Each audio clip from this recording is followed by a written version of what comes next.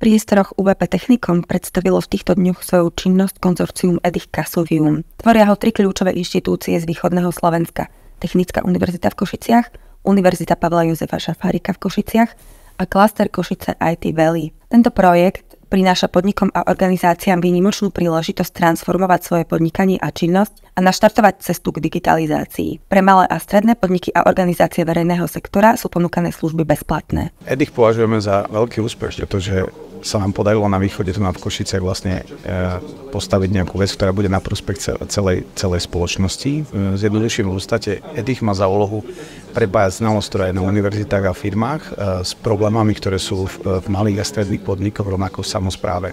To znamená, že ak má niekto digitalizovať napríklad nejaký výrobný proces, aby udržal konkurencieschopnosť pre svoj produkt, veríme to, že IT a digitálne technológie sú možnosťou pre dobrý a kvalitný život. To znamená, že ak tu moderné pracovné príležitosti, študenti nemusia odchádzať do zahraničia.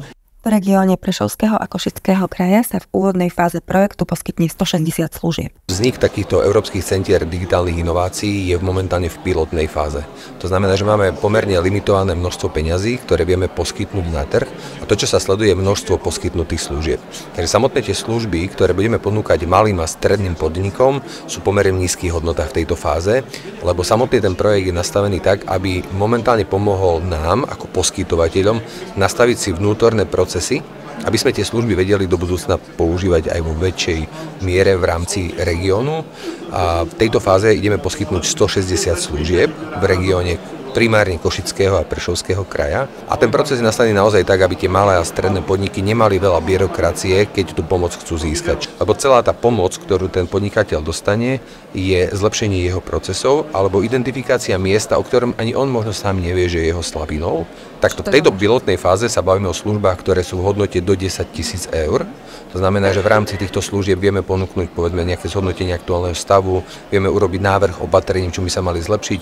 Môže to byť povedzme len domena kybernetickej bezpečnosti, že mnohé spoločnosti nie sú si vedomí rizik, ktorým hrozia. Ak tento pilot bude úspešný, čo pevne dúfame, že bude, tak v tých ďalších fázach naozaj tie sumy, ktoré vieme ponúknuť podnikateľom, sú následne rádovo vyššie. Rektor Technickej univerzity v Košiciach Peter Mesároš potvrdil, že Technická univerzita v Košiciach bola jedným z prvých iniciátorov vzniku projektu EDIH Casovium.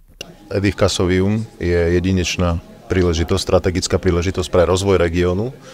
V okamihu kreovania možností uchádzať sa o takéto prostriedky v rámci týchto víziev bola Technická univerzita jedným z prvých iniciátorov podpory vzniku takéhoto projektu, a to práve z dôvodu toho potenciálu, ktorý tu máme. Technická univerzita má 9 fakult, zapojené budú všetky. Tak potenciál na rozšírenie tu určite je.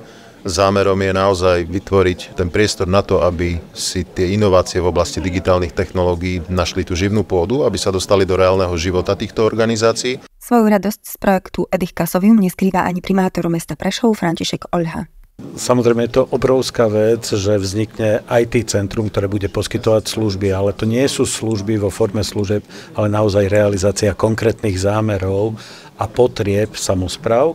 Takže áno, veľmi sme sa potešili, veď ako samospráva v poslednom roku sme boli úspešní, či už v pláne obnovy hackathon, pripravujeme ďalší hackathon. Veľká radosť, že budeme mať možnosť zapojiť do tohto procesu mladých ľudí na univerzitách a garantov, akými sú univerzity. Zlepšiť komunikáciu s občanom, poskytovať mu rýchle, spoľahlivé služby bez nutnosti návštevy mestského úradu. To je cieľ, kam by sme mesto chceli v najbližších rokoch dostať. Naštartovať cestu k digitalizácii majú vďaka EDIH Casovium konečne aj samosprávy. Najväčší prínos konzorcia EDIH Casovium je práve v tom prepájaní privátneho sektora, univerzitného sektora a v našom prípade aj samospráv.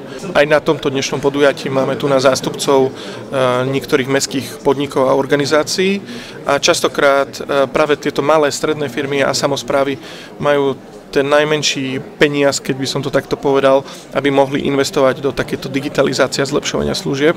Máme tu na silnú IT komunitu v Košiciach, viac ako 15 000 ľudí pracuje v tejto sfére a už dlhodobo sa bavíme o tom, ako využiť a lepšie tento potenciál pre prerod aj iných tradičnejších možno že firiem, možno oblastí a samozrejme aj samosprávy. Samospráva je niekedy ťažkopádna, niekedy je to trvá dlhšie. Sme častokrát obmedzovaní zákonnými možnosťami. Celý projekt je realizovaný prostredníctvom financovania z verejných zdrojov programu Digitálna Európa a plánu obnovy a odolnosti a poskytuje formu financovania de minimis. EDIH Kasovým je členom siete EDIHov európskych. To sú Európske centra digitálnej transformácie alebo digitálneho poradenstva.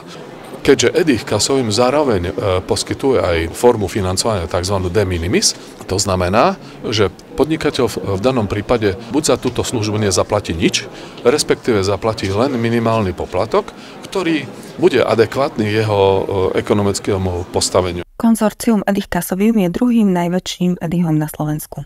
Myslím, že tento projekt je skutočne výnimočný pre celé východné Slovensko.